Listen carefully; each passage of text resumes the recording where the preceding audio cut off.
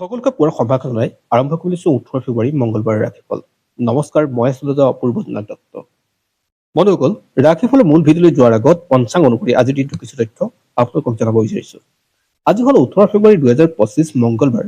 অসমীয়া লেখেৰে 1431 ভাস্কৰ্যৰ আজি ফাগুন মাহৰ 5 দিন। আজি সূৰ্যোদয় পুৱা 6:03:55 আৰু সূৰ্যাস্ত হ'ব সন্ধিয়া 5:14:19। তিথি হ'ল কৃষ্ণ ষষ্ঠী তিথি। নক্ষত্ৰ হ'ল ছাত্ৰী নক্ষত্ৰ, যোগ গন্ধ আৰু কৰণ হ'ল গড়কৰণ। কোনো শিশুৰ যদি আজি জন্ম হয়, তেওঁৰ ৰাশি হ'ব তুলা ৰাশি, বৈশ্য বৰ্ণ হ'ব, মতান্তৰ হ'ব ক্ষুদ্ৰ বৰ্ণ। অস্তুত্বৰ মতে বুধৰ দশা লাভ কৰিব আৰু বিংশোত্তৰ মতে ৰাহুৰ দশা লাভ কৰিব। আৰু আনহাতে আদ্য ঋতুলৈ আজি হ'ব 15 দিনীয়া বেশ্যা যুগ। বন্ধুসকল, 12টা ৰাশি আছে। এই গোটেই 12টা ৰাশিৰ মেঘ ৰাশিৰ পৰা মীন ৰাশিলৈ আপোনালোকৰ সবিস্তাৰে জনাম আজিৰ দিনটোৰ সকলো কথা, বা আজিৰ দিনটো তেওঁলোকৰ কেনে যাব।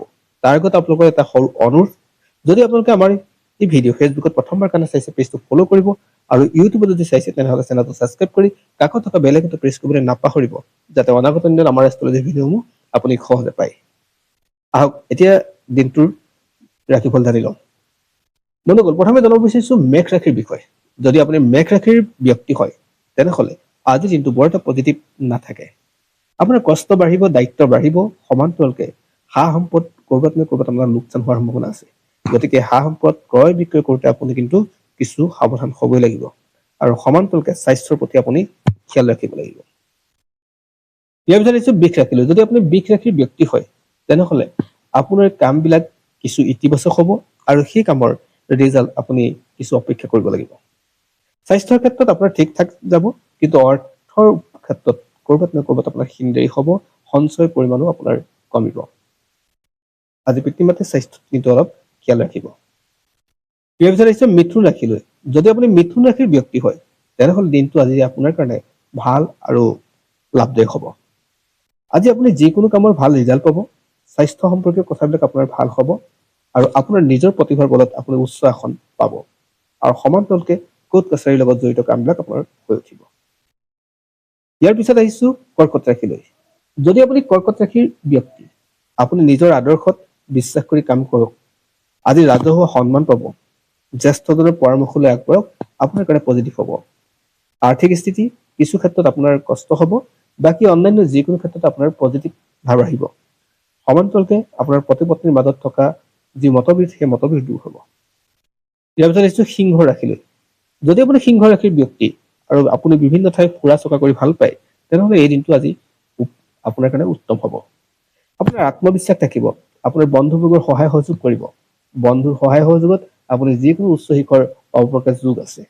আপোনাৰ নেতৃত্বত যিকোনো কাম আজি সম্ভৱ হৈ উঠিব। গতিকে আজিৰ দিনটো আপোনাৰ কাৰণে পজিটিভ দিন। ইয়াৰ পিছত আহিছো কন্যা ৰাশিলৈ। যদি আপোনাৰ কন্যা ৰাশি, তেনেহ'লে আপুনি সৰু সৰু কথাবিলাকতে আপোনাৰ ৰিয়েক্ট কৰিবলৈ এৰি দিয়ক। আপোনাৰ আত্মবিশ্বাস থাকিব, আপোনাৰ সাহস থাকিব, ৰাজহুৱা ব্যস্ততা থাকিব, কিন্তু আপোনাৰ অত্যাধিক অহংকাৰ স্বভাৱ যদি আছে, সেয়া আঁতৰাই দিয়ক। স্বাস্থ্য ঠিকে থাকিব, ব্যৱসায় ঠিক থাকিব, গতিকে আপোনাৰ সেই ক্ষেত্ৰত পজিটিভ বুলি ক'ব পাৰি। ইয়াৰ পিছত আহিছো তুলা ৰাশিলৈ। যদি আপুনি তুলা ৰাশিৰ ব্যক্তি, তেনেহ'লে নিজৰ আদৰ্শগত কামবিলাক কৰক, আৰু আপুনি দুই কুল ৰক্ষা কৰি কাম কৰিবলৈ যত্ন নকৰিব। অৰ্থাৎ নিজৰ আদৰ্শৰে কাম কৰিব, দুই কুল ৰক্ষা কৰি কাম কৰিবলৈ যত্ন নকৰিব, মানে আপুনি নিৰপেক্ষ হ'বলৈ যত্ন কৰক। আপোনাৰ ক্ষেত্ৰত লাভৱান হ'ব। ব্যৱসায়িক স্থিতি আপোনাৰ কাৰণে ভাল হ'ব, আৰু আপোনাৰ পৰিয়ালৰ যি সমস্যা আছে, মাতে কথা বা আপোনাৰ কোনোবাত যদি ক'ৰবাত মতবিৰোধ আছে, সেই মতবিৰোধ আপোনাৰ দূৰ হ'ব। গতিকে আজি দিনটো আপোনাৰ ক্ষেত্ৰত পজিটিভ বুলি ক'ব পাৰি। ইয়াৰ পিছত আহিছে বৃশ্চিক ৰাশিলৈ। যদি আপুনি বৃশ্চিক ৰাশিৰ ব্যক্তি হয়, তেনেহ'লে টকা পইচা খৰচ কৰোঁতে আপুনি সাৱধান হ'ব লাগিব। আপোনাৰ হঠাৎ পইচা খৰচ হোৱাৰ যোগ থাকে। আপোনাৰ ক্ষেত্ৰত বিবাহৰ ক্ষেত্ৰত আলোচনা আজি নকৰাই ভাল, আৰু বিবাহিত জীৱনবিলাকো বৰ এটা পজিটিভ নাথাকে আজিৰ দিনটোত। আপোনাৰ ঘৰত শুভ কাৰ্য যদি আছে, তেনেহ'লে তাক সুকলমে পাৰ কৰিবলৈ যত্ন কৰক, বহু ক্ষেত্ৰত আপোনাৰ কষ্ট হ'ব পাৰে। ইয়াৰ পিছত আহিছে ধনু ৰাশিলৈ। যদি আপুনি ধনু ৰাশিৰ ব্যক্তি হয়, তেনেহ'লে স্বাস্থ্যক লৈ আপুনি সচেতন হওক। স্বাস্থ্যৰ ক্ষেত্ৰত বৰ এটা পজিটিভ দেখা পোৱা নাই। প্ৰেমৰ ক্ষেত্ৰত আপোনাৰ ঠিক ঠাক থাকিব। আপোনাৰ খাদ্য গ্ৰহণ কৰোঁতে কিছু ক্ষেত্ৰত সাৱধান হ'ব। আপোনাৰ স্বাস্থ্য অনুযায়ী খাদ্য খাবলৈ যত্ন কৰক। ব্যৱসায়ৰ ক্ষেত্ৰত কিছু আপোনাৰ স্থিতি দুৰ্বল হ'ব, আৰু টকা পইচাৰ ক্ষেত্ৰতো স্থিতি দুৰ্বল হ'ব। ছাত্ৰ ছাত্ৰীসকলৰ কাৰণে বিশেষ পজিটিভ নাই। ইয়াৰ পিছত আহিছো মকৰ ৰাশিলৈ। যদি আপুনি মকৰ ৰাশিৰ ব্যক্তি হয় তেনেহলে আপোনাৰ বন্ধুবৰ্গ, আপোনাৰ ককাই ভাই, আপোনাৰ ওচৰ চুবুৰীয়া আপোনাক যিকোনো ক্ষেত্ৰত আজি সহায়ৰ হাত আগবঢ়াব। আজি আপুনি সহায়ৰ হাতখন ডাঙৰ পাব, সেয়েহে আপোনাৰ সফলতাও আজি ভাল হ'ব। আপোনাৰ ব্যৱসায় উন্নতি যোগ আছে, আৰ্থিক স্থিতি আপোনাৰ কাৰণে বেটাৰ হ'ব আৰু ব্যৱসায়ৰ লগতে আপোনাৰ সুনামো আহিব। ইয়াৰ পিছত আহিছো কুম্ভ ৰাশিলৈ। যদি আপুনি কুম্ভ ৰাশিৰ ব্যক্তি হয় তেনেহলে আজিৰ দিনটো আপোনাৰ কাৰণে ভাল দিন, নতুন খবৰ আহিব। আপোনাৰ কৰ্মস্থানত প্ৰগতি বা পদোন্নতিৰ যোগ আছে। আপোনাৰ মান সন্মান বাঢ়িব। সমান্তৰালকৈ আপোনাৰ ৰাজনীতিৰ লগত যদি জড়িত তেনেহলে আজিৰ দিনটো আপোনাৰ কাৰণে উত্তম দিন বুলি ক'ব পাৰি। আজি আপোনাৰ কাৰণে লাভৰ পৰিমাণ বৃদ্ধি পাব আৰু দাম্পত্য সুখো আজি বৃদ্ধি পাব। ইয়াৰ পিছত আহিছো মীন ৰাশিলৈ।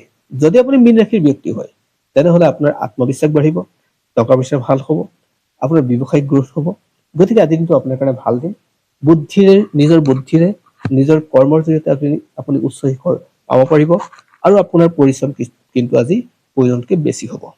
অন্যান্য যিকোনো ক্ষেত্ৰত আপোনাৰ কাৰণে শুভ বুলি আজি ক'ব পাৰি। বন্ধুসকল, এয়াই আছিল আজিৰ দিনটোৰ ৰাশিফল। যিসকলে ৰাশি শুভ বুলি ক'লে তেওঁলোকে নতুন কাম আৰম্ভ কৰিব পাৰে, আৰু যিসকলে ৰাশি শুভ বুলি কোৱা নাই তেওঁলোকে কোনো ক্ষেত্ৰত নতুন কাম আৰম্ভ নকৰিব। আৰু যি নতুন কাম দীৰ্ঘম্যাদী হ'ব পাৰে। ধন্যবাদ। পুনৰ আন এক ভিডিঅ'ত আপোনালোক সকলোকে লগ পাম। আজিলৈ সামৰিছো।